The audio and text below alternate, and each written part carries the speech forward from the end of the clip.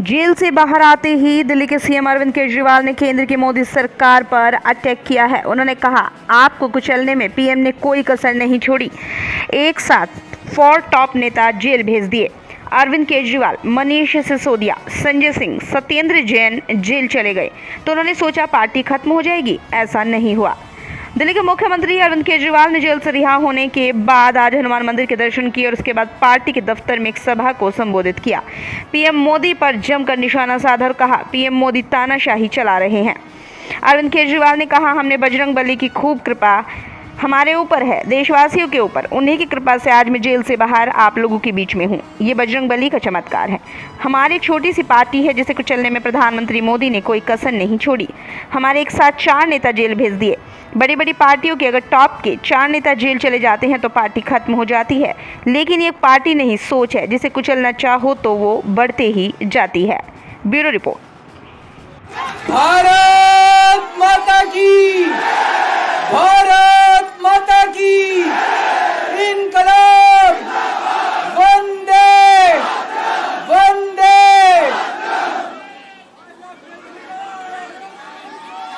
आप सब लोगों का तहे दिल से बहुत बहुत शुक्रिया। इतनी तपती धूप के अंदर इतनी देर से इतनी बड़ी संख्या में आप लोग मेरा इंतजार कर रहे हैं। मैं आपका तहे दिल से बहुत बहुत शुक्रिया अदा करना चाहता हूं। जितने लोग इस वक्त टीवी में देख रहे हैं उन सब दर्शकों का भी मैं तहे दिल से शुक्रिया अदा करना चाहता हूं। सबको मेरा नमस्कार, सबको मेरा प्रणाम। दोस्तों, सीधा जेल से मैं आप लोगों के बीच में आ रहा हूं। आपके बीच में आके बहुत अच्छा लग रहा है। 50 दिन के बाद अभी अभी मैं, मेरी पत्नी, भगवंत मान साहब, हम लोग कनॉट प्लेस में हनुमान मंदिर में गए थे। हनुमान जी का आशीर्वाद लिया, उनके दर्शन किए। फिर शिव जी के मंदिर गए, शनि जी महाराज के पास गए, उनका सबका आशीर्वाद लिया। बजरंगबली की खूब कृपा है हमारे ऊपर, हमारी पार्टी के ऊपर, देशवासियों के ऊपर।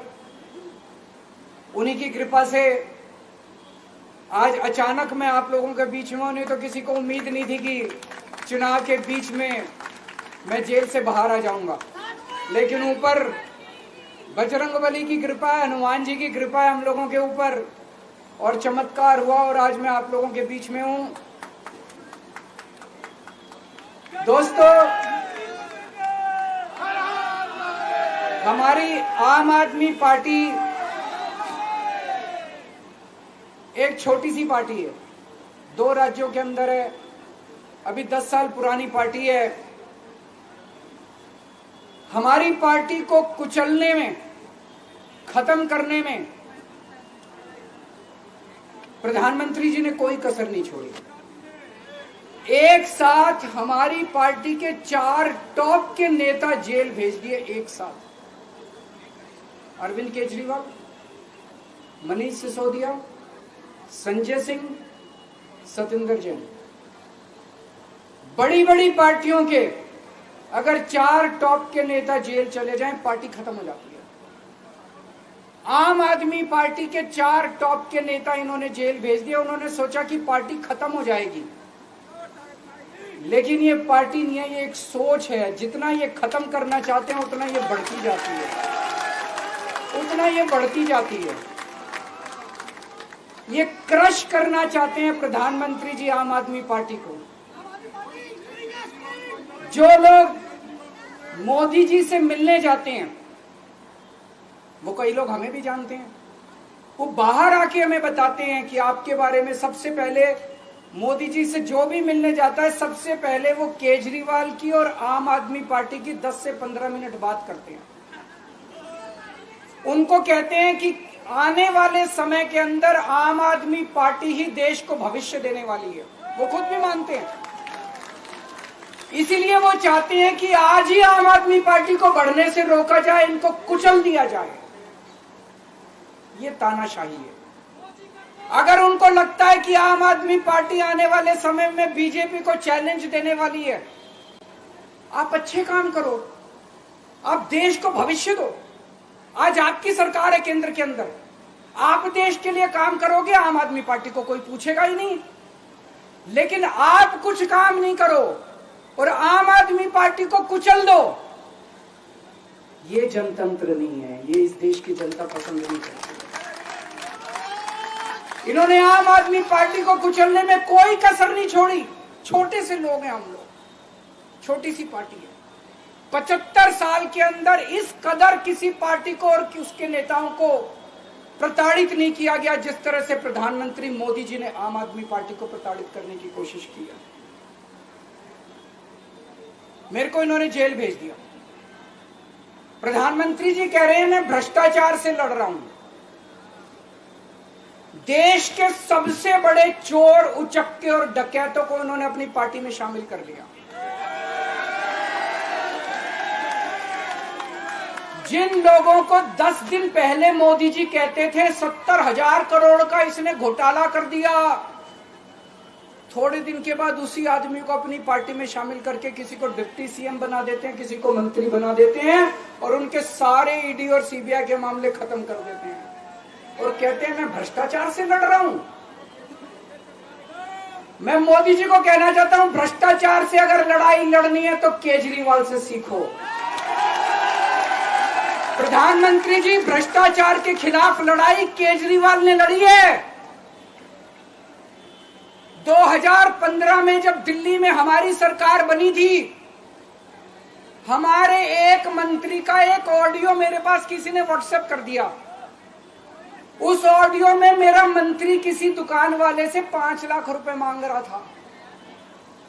किसी मीडिया वाले को नहीं पता था, विपक्ष को नहीं पता था। आप लोगों को याद होगा, मैंने अपने खुद मंत्री को सीबीआई के हवाले कर दिया, जेल भेज दिया था अपने मंत्री को। ये होती है भ्रष्टाचार के खिलाफ लड़ाई। पंजाब के अंदर मेरा एक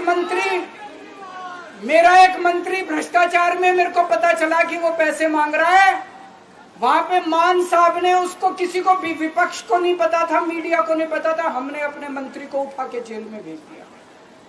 तुम देश के सारे चोर उचक्के डकैतों को अपनी पार्टी में शामिल कर लो और केजरीवाल को जेल भेज दो और कहो मैं भ्रष्टाचार के खिलाफ लड़ रहा हूं। तो आप भ्रष्टाचार के खिलाफ नहीं लड़ रहे प्रधानमंत्री जी। आप देशवासियों को बेवकूफ मत समझो। देश बच्चे बच्चे की जुबान के ऊपर हो रहा है कि सारे चोर उचक्कों को अपनी पार्टी में शामिल करके और ईडी और सीबीआई के सारे केस उनके रफा दफा कर दे। केजरीवाल को क्यों गिरफ्तार किया? केजरीवाल को गिरफ्तार करके उन्होंने एक मैसेज दिया है सारे देश को कि अगर मैं केजरीवाल को गिरफ्तार कर सकता हूं तो किसी को भी गिरफ्तार कर सकता हूं। कोई केस नहीं होगा, कोई मामला नहीं होगा, तब भी मैं तुमको गिरफ्तार कर सकता हूं। एक बेहद खतरनाक मिशन चालू किया हुआ है प्रधानमंत्री जी ने, बहुत ही खतरनाक। देशवासियों को यह समझने की, अब जब मैं बोलने जा रहा हूं, समझने की जरूरत है। उस मिशन का नाम है वन नेशन वन लीडर। देश के सारे नेताओं को खत्म करना चाहते हैं मोदी जी और इसको 2 स्तर के ऊपर इस मिशन को चला रहे हैं। जितने विपक्ष के नेता हैं उनको जेल भेजेंगे और जितने बीजेपी के नेता हैं उनको सबको निपटा देंगे, उनकी राजनीति खत्म करते जाएंगे, उनको सबको निपटाते जाएंगे। विपक्ष के अंदर आज इन्होंने मनीष सिसोदिया को जेल भेज दिया, संजय सिंह को जेल भेज दिया, सत्येंद्र जैन को जेल भेज दिया, केजरीवाल को जेल भेज दिया, हेमंत सोरेन को जेल भेज दिया, ममता दीदी के कई मंत्रियों को जेल भेज दिया, स्टालिन के कई मंत्रियों को जेल भेज दिया, केरला के सीएम के पीछे पड़े हैं।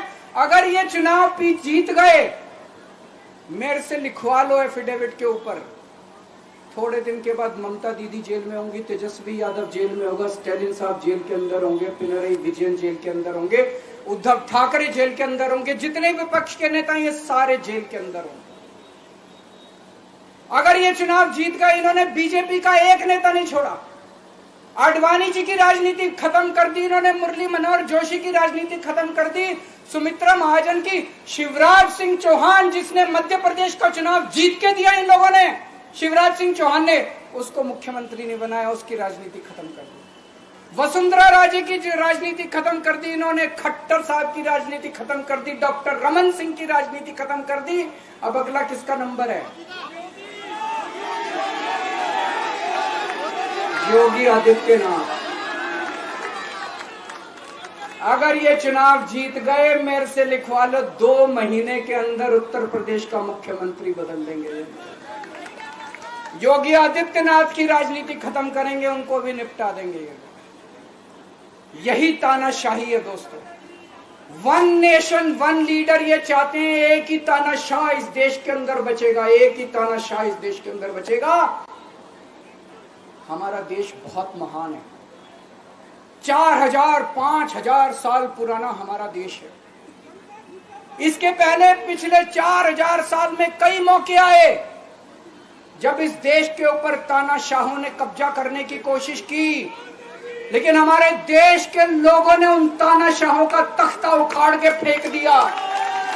जब जब हमारे देश में ऐसा मौका आया कि तानाशाह ने हमारे देश के ऊपर कब्जा करने की कोशिश की, इस देश की जनता ने उसका तख्ता उखाड़ के फेंक दिया। आज एक तानाशाह इस देश से जनतंत्र खत्म करना चाहता है। आज एक तानाशाह इस देश से लोकशाही खत्म करना चाहता है। मैं पूरे तन मन धन से लड़ रहा हूं, संघर्ष कर रहा हूं उस तानाशाह के खिलाफ। 140 करोड़ लोगों का साथ चाहता हूं मैं। मेरे अकेले के करने से नहीं होगा। 140 आज मैं आप लोगों से भीख मांगने के लिए आया हूं, 140 करोड़ लोगों से, 140 करोड़ लोगों से भीख मांगने के लिए आया हूं। मेरे देश को बचा लो, मेरे भारतवर्ष को बचा लो, मेरा भारत बहुत महान है। इस तानाशाही से बचा लो मेरे दोस्त, मेरे देश को।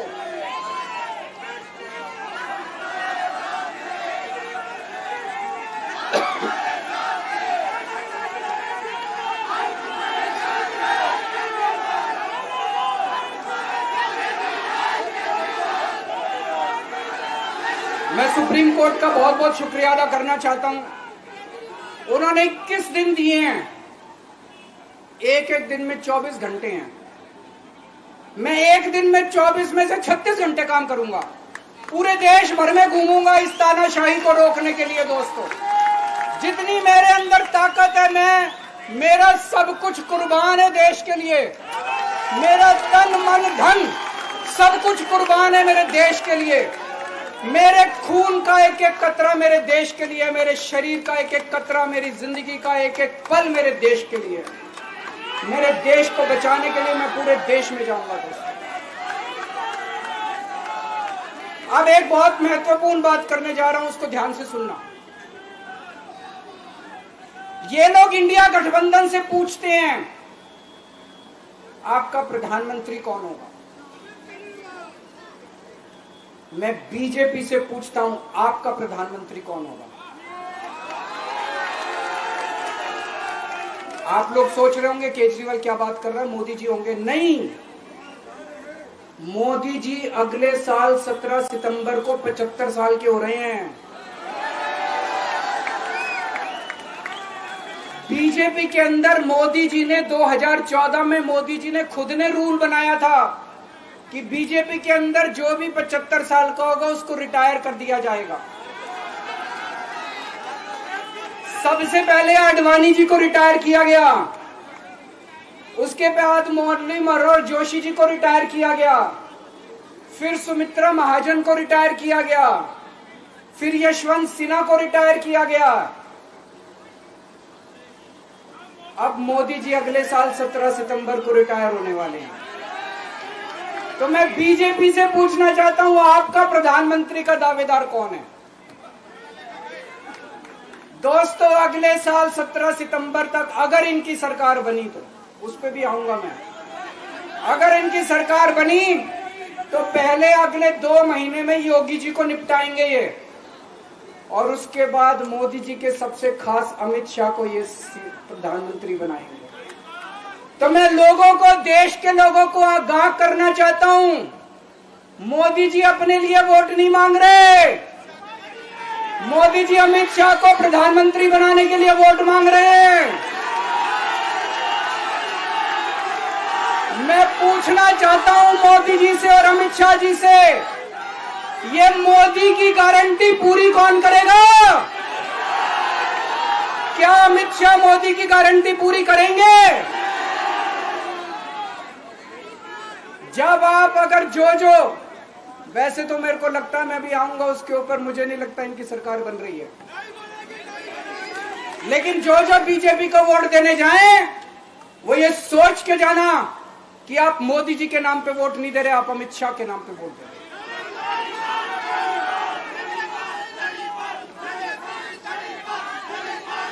अब एक खुशखबरी है आप लोगों के लिए, अब एक खुशखबरी है, सबको बता देना जो मैंने बातें कही है बड़ी सोच समझ के कही है।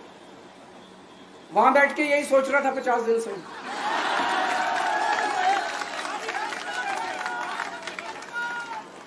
दोस्तों पूरे देश के मेरे को बाहर निकले हुए 20 घंटे हो गए।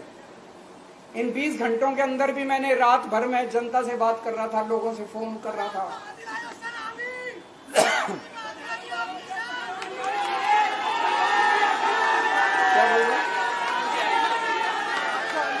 रात को आंधी आई थी,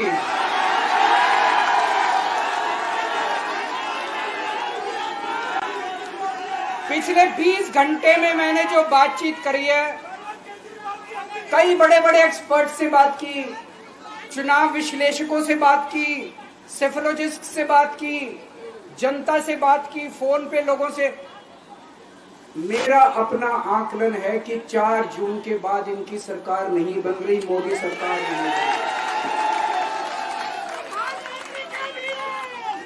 दोस्तों अगर मैं गलत हूं तो मेरे को बताना, हरियाणा में इनकी सीट कम हो रही है, राजस्थान में कम हो रही है, कर्नाटक में कम हो रही है, दिल्ली में कम हो रही है, बिहार में कम हो रही है, महाराष्ट्र में कम हो रही है, कर्नाटक में कम हो रही है, बंगाल में कम हो रही है, झारखंड में कम हो रही है।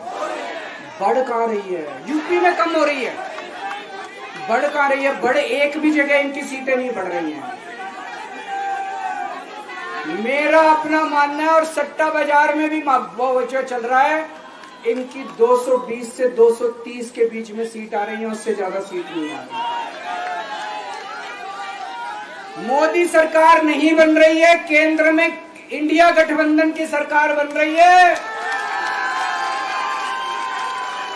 आम आदमी पार्टी उस सरकार का हिस्सा होगी, दिल्ली को पूर्ण राज्य दिलाएंगे। दिल्ली का एलजी लोगों का एलजी होगा, दिल्ली का एलजी दिल्ली वालों का एलजी होगा। गुजरात से आया हुआ अभी, दिल्ली के लोगों का एलजी होगा, दिल्ली के लोगों का विकास होगा।